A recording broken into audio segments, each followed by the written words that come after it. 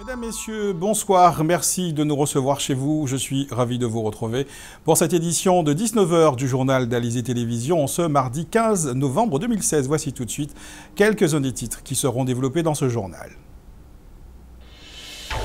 La prise en charge des enfants et l'accompagnement des familles en détresse sociale seront au centre des journées de l'enfance, des missions rendues difficiles par le manque de structures adaptées dans l'archipel.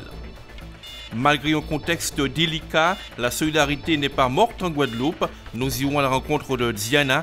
Depuis 3 ans, elle évolue entre sa famille biologique et sa famille d'accueil. Les personnes atteintes de handicap demeurent les laissées pour compte du monde du travail. Pour autant, des entreprises guadeloupéennes tordent le cou aux idées reçues. Le journal Roni Nabal. L'invité de notre journal ce soir sera Marie Custos, la directrice régionale de la JCAP Emploi. Avec elle, nous parlerons de la Semaine européenne de l'emploi des personnes handicapées et de sa déclinaison en Guadeloupe.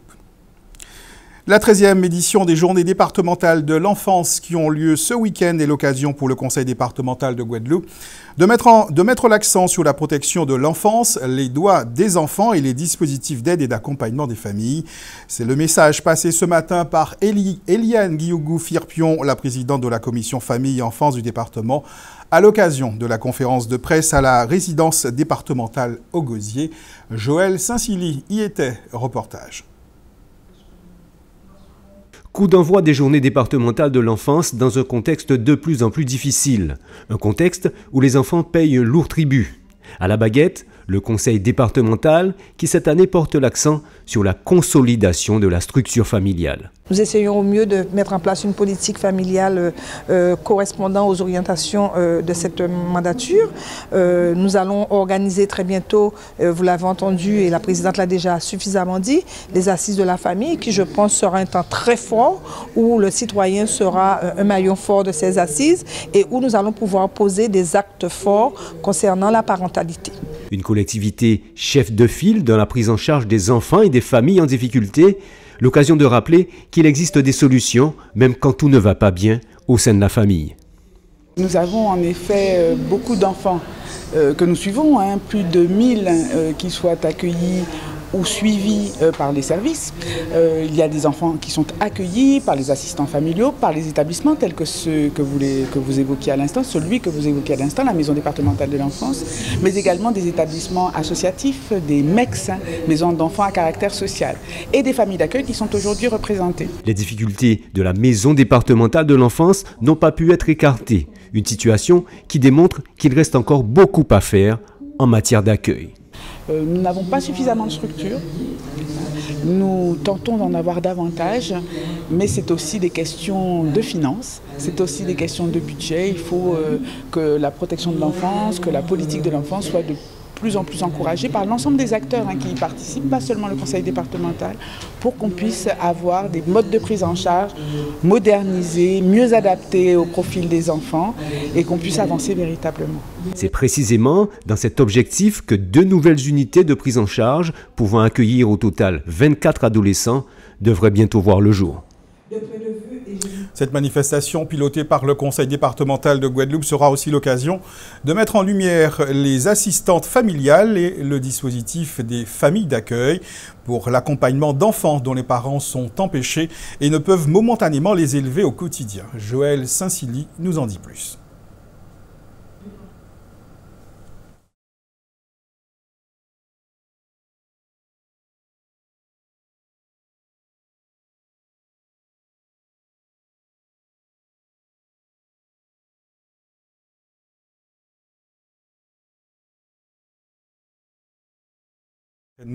Ce reportage un peu plus tard dans notre édition, il s'agit d'un prolongement donc de cette organisation, les journées départementales de l'enfance. Maxette Grisoni-Pierre Bacas, la présidente de la Fédération départementale des syndicats d'exploitants agricoles de Guadeloupe, était sur notre plateau hier soir. Il a été question de l'organisation du 60e congrès du groupement de la Fédération Légumes de France en Guadeloupe, de l'intérêt de ce rendez-vous national pour les producteurs locaux et pour le syndicat qu'elle préside. Je vous propose de l'écouter. On va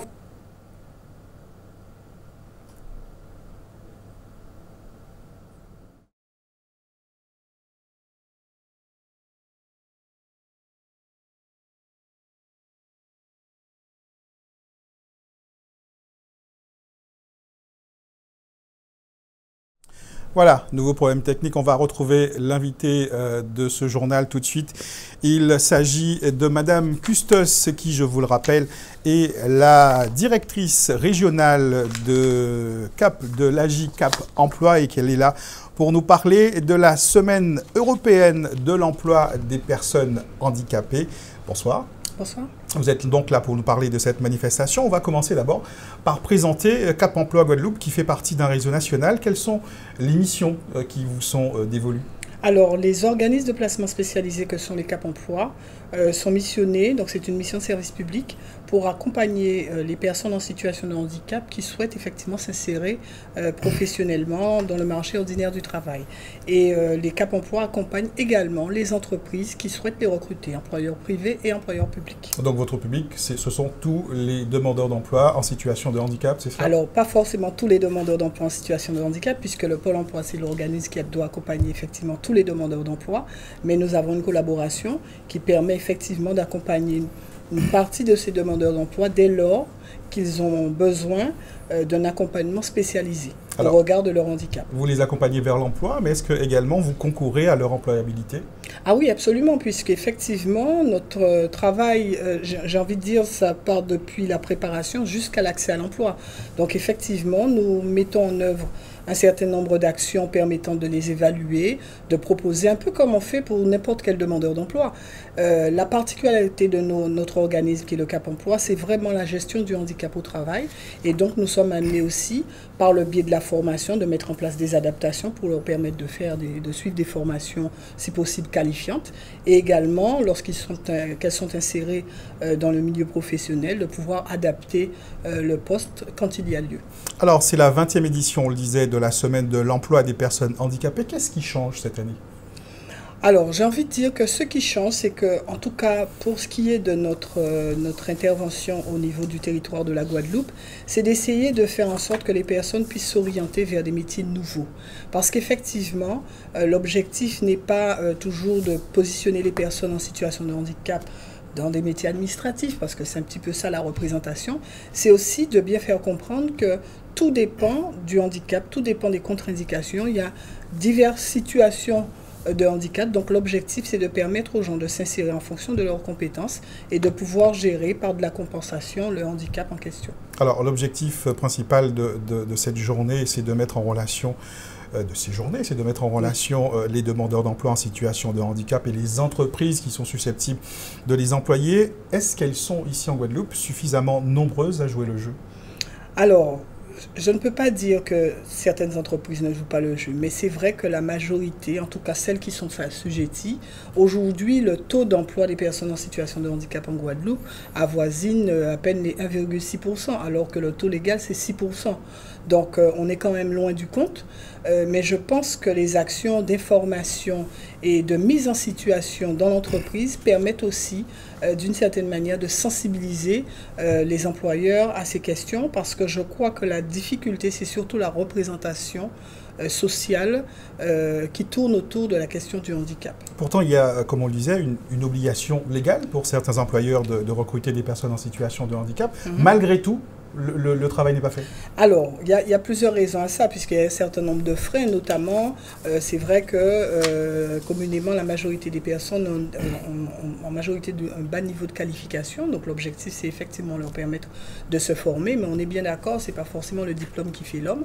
On a des personnes, effectivement, qui ont des compétences, qui peuvent être développées en situation de travail, et puis l'objectif aussi, c'est la question de l'insertion d'une personne en situation de handicap ne doit pas être qu'une affaire d'obligation. La majorité des entreprises qui font appel à nous, ce sont les très petites entreprises. Après, il faut resituer les choses dans leur contexte, puisqu'on est dans un tissu économique, effectivement, constitué plutôt de petites entreprises. Donc, ce n'est pas qu'une affaire d'obligation. Est-ce que vous disposez de leviers ? Est-ce qu'il en existe des leviers qui peuvent vous permettre peut-être pas de contraindre, mais en tout cas d'inciter les employeurs à embaucher les personnes en situation de handicap. Justement, la mission même de Cap Emploi, à travers l'offre de services que nous proposons aux entreprises, qui est une offre de services qui est gratuite, puisque nous avons une mission de service public, l'objectif, c'est de proposer à ces entreprises notre accompagnement.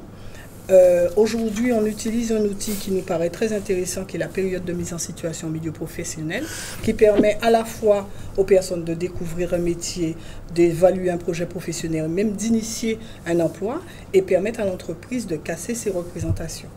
Alors, nous parlons là, bien évidemment, de travail en milieu ordinaire. Mais qu'est-ce qu'il en est de l'intégration des personnes en situation de handicap dans les milieux adaptés en Guadeloupe? Est-ce que là, ça fonctionne? Alors, le milieu protégé, ce sont les établissements et services d'aide par le travail. Il en existe un certain nombre en Guadeloupe, effectivement, avec lesquels d'ailleurs nous travaillons en collaboration, puisqu'effectivement, quelquefois, des personnes qui ont été intégrées en ESAT peuvent, puisque l'ESAT, c'est une modalité pour l'entreprise de plus de remplir son obligation d'emploi, eh bien, ces personnes, quelquefois, décrochent un emploi en milieu ordinaire et en général, on travaille en binôme avec les ESAT pour pouvoir les intégrer dans le milieu ordinaire. Donc, cette question aussi, il faut bien le souligner, c'est quelque chose qui est partagé. Il ne s'agit pas de travailler dans son coin. En tout cas, dans le secteur du handicap, on essaie autant que possible de travailler en commun pour effectivement faciliter l'insertion en milieu ordinaire des personnes. Alors, cette semaine est programmée l'opération Un jour, un métier en action. Il s'agit de permettre à un demandeur d'emploi en situation de handicap de passer une journée avec un salarié valide. Comment ça va se passer ici en Guadeloupe? Alors, nous avons effectivement un certain nombre d'entreprises partenaires qui ont accepté volontiers d'accueillir. Enfin, c'est une opération AGFIP qui fonctionne en général à chaque édition de la semaine pour l'emploi des personnes handicapées. L'objectif, c'est qu'une personne en situation de handicap et en binôme sur un poste avec une personne valide dans une entreprise. Pour la personne en situation de handicap, il s'agit de découvrir un métier, découvrir un secteur d'activité, une entreprise. Et pour l'entreprise, c'est une manière de sensibiliser son personnel à la question de l'emploi des personnes en situation de handicap. Aujourd'hui, cette semaine, on a à peu près 15 binômes qui se sont constitués dans des entreprises en Guadeloupe. Donc, juste de lundi à jeudi, effectivement, on aura un certain nombre de binômes constitués. Alors là, c'est l'une des actions. Il y en a une autre, c'est un rendez-vous que vous donnez, une action de sensibilisation par le théâtre. Ce sera demain après-midi au Centre culturel Sonis des Abîmes. Quelle sera, première chose, le contenu de cette manifestation? À qui s'adresse cette manifestation et quel en est le but? Alors, l'objectif de cette manifestation, c'est effectivement encore une action de sensibilisation par le théâtre vivant. En fait, ce seront des scénettes. Donc, nous avons eu la chance, mais il a accepté volontiers, qu'il en soit encore remercié ici, la chance de pouvoir travailler avec M. Moesta, qui a accepté sans aucune difficulté de nous accompagner. Donc, il a élaboré, Pascal Moesta, un certain nombre de scénettes humoristiques mettant en situation des personnes handicapées au travail ou en recherche d'emploi. Et l'objectif de ces scénettes, c'est de pouvoir aussi échanger avec le public sur la question de l'emploi des personnes en situation de handicap. Il s'agira effectivement d'aborder la question de la représentation sociale, d'ouvrir le débat sur cette question-là, et puis de faire en sorte que le regard change sur la question du handicap. Alors le rendez-vous, c'est 14h demain après-midi au centre 14h30 au centre culturel Sonis des Abîmes. Est-ce que vous vous fixez des objectifs en termes d'intégration professionnelle des personnes en situation de handicap en Guadeloupe? Vous le disiez, on est à peine à 1%. Voilà. Alors, de toute façon, nous avons une mission de service public, donc nous avons des objectifs qui nous sont assignés en termes de placement en entreprise. Et c'est vrai que chaque année, en moyenne, on a plus d'une centaine de contrats de travail qui sont signés grâce à l'intervention de Cap Emploi. Les chiffres de 2015, 174 contrats de travail signés et une bonne majorité quand même, ce sont des contrats durables pour plus de 70%. Donc le travail que nous menons sur le terrain nous permet effectivement d'avoir ces résultats. C'est vrai qu'on aurait aimé en avoir plus, notamment aussi l'intégration dans la fonction publique, mais je crois que de toute façon c'est un travail de longue haleine. Il faut véritablement y croire et je pense que mes collaborateurs et moi-même, nous pensons qu'effectivement le matin quand on se réveille, on sait pourquoi on vient travailler, c'est parce que derrière il y a aussi des résultats. Voilà.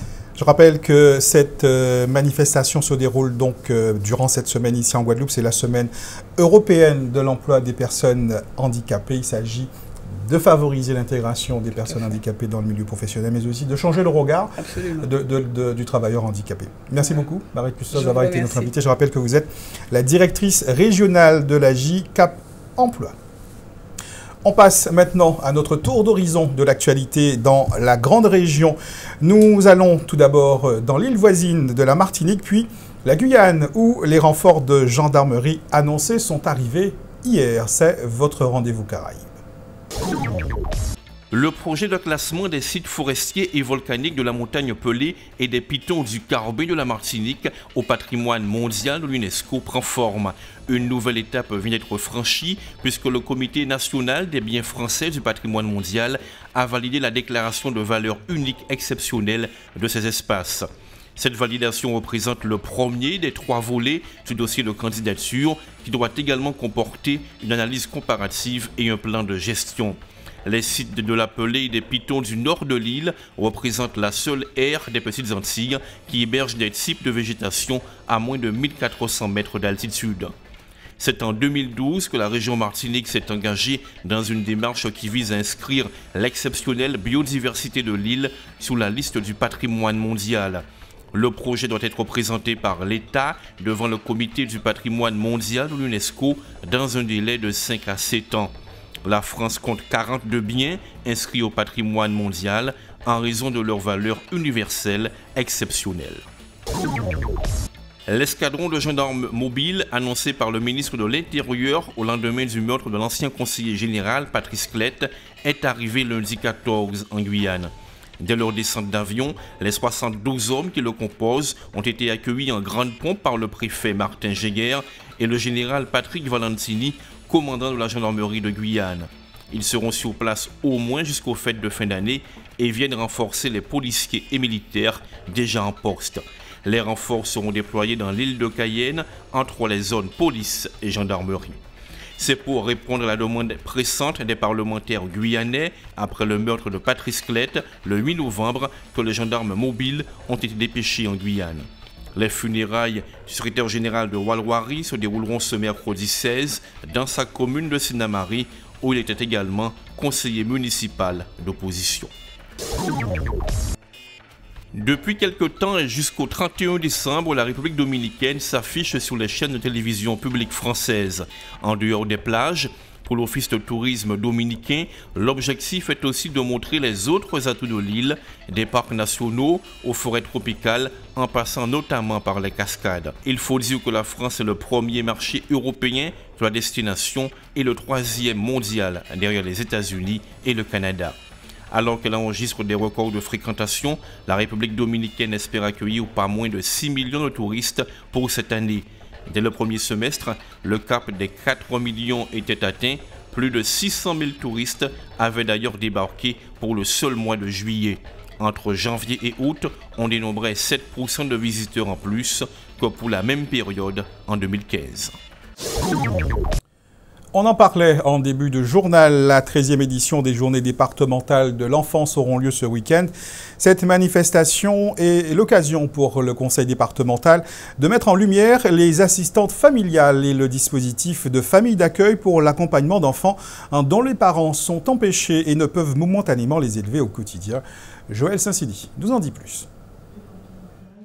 Consolider le noyau familial, même quand tout ne tourne pas rond, c'est en filigrane le sens des Journées départementales de l'enfance. Une idée parfaitement illustrée lors de la présentation de cet événement par la présence de Diana, une fillette de 11 ans placée depuis 3 ans en famille d'accueil.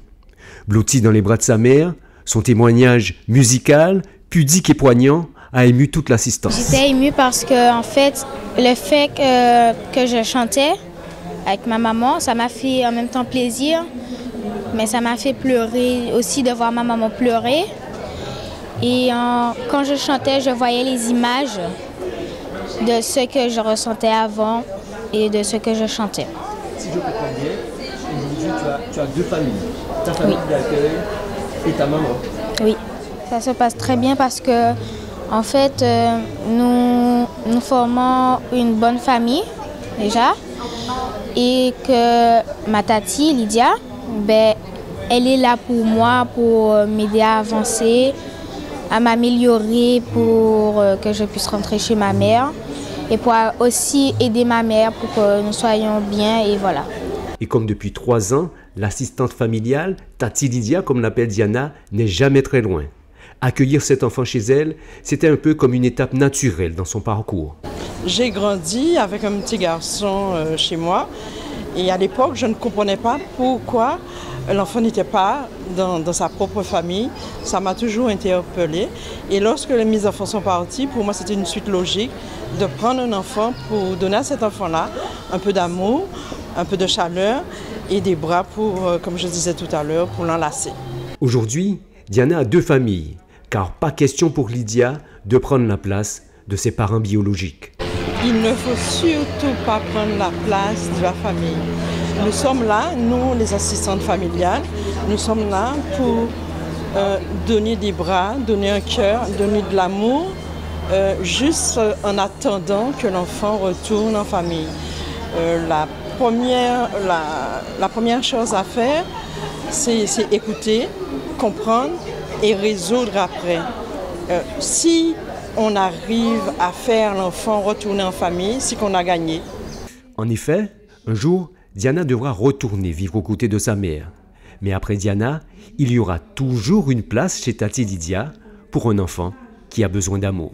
Oui, forcément, parce qu'au niveau du conseil départemental, c'est vrai que la situation reste difficile. Il y a des enfants qui ont besoin de ce pont, juste en attendant que la famille, que la maman ou le papa soit un petit peu plus à l'aise pour accueillir ses propres enfants.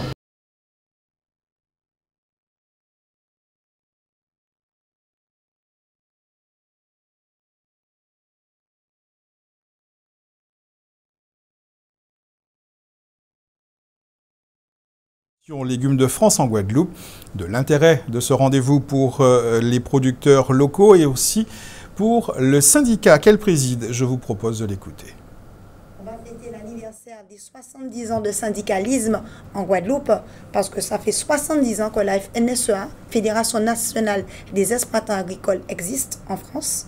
C'est le plus gros syndicat national des exploitants agricoles, 300 000 adhérents quand même. La FNPL qui dépend aussi et dont moi aussi la FDSEA, on est liés. Et on a voulu cette année, comme le congrès national se fait en Guadeloupe, notre président, Xavier Belland, sera à l'honneur par rapport à cet anniversaire, vendredi 18. Et aussi, la FDSEA, on a invité le ministre de l'Agriculture de Saint-Domingue qui sera là ce jour-là, à ce congrès, à l'anniversaire des 70 ans du syndicalisme. On reviendra sur les temps forts du programme tout à l'heure. Qu'est-ce que vous attendez de ce congrès? Qu'est-ce que cela peut apporter aux producteurs locaux et qu'est-ce que cela peut apporter sur le plan national? Déjà sur le plan national, le président national de Légumes de France est là, M. Jacques Rochaussé, que je remercie bien sûr, Jacques, d'avoir quand même fait cette organisation avec la FDSEA, avec Karim Melonier ainsi que SICAFEL, pouvoir déjà nous défendre les dossiers des producteurs de légumes de Guadeloupe, puisque on adhère à la FDSEA, à Légumes de France. Quand on a des dossiers qu'on n'arrive pas à aboutir, eh bien sûr, le président national de Légumes de France pourra défendre nos dossiers. Il n'y a pas longtemps, il y a une semaine, je vais faire une petite dérivée, qu'on a eu l'eau, les maraîchers, vous avez bien vu au niveau du marché local, la production, il n'y en a pas beaucoup et a beaucoup augmenté par rapport à la pluie parce que les maraîchers ont perdu pas mal de leur plantation. Et on a demandé aussi à faire une expertise pour pouvoir voir le réel problème que ces producteurs de légumes de Guadeloupe ont eu. Et ce dossier-là aussi, on verra avec le président de la FNPL pour pouvoir nous aider, nous accompagner à ce dossier.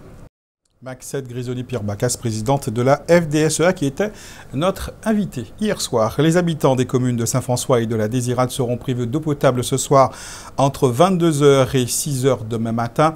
Demain soir, ce sont ceux du bourg des Abîmes qui n'auront pas d'eau au robinet en raison des délestages programmés par le SIAG sur son réseau. On fait un point sur la météo. Il fera beau en première partie de nuit sur la Grande Terre et la Désirade. Quelques averses sont à craindre sur le reste de la Guadeloupe. Risque d'averses qui s'étendra sur l'ensemble des communes de l'archipel dans la nuit. Demain matin, c'est un peu le même temps qui nous attend avec de plus larges éclaircies dans l'après-midi dans le nord de la Grande Terre et sur la commune de Désirade. Côté qualité de l'air, nous serons dans le vert. Demain, Guader nous annonce un indice Atmo de 3. Passez une bonne soirée sur Alizé Télévision. Rendez-vous demain 19h pour un nouveau point sur l'actualité locale et régionale.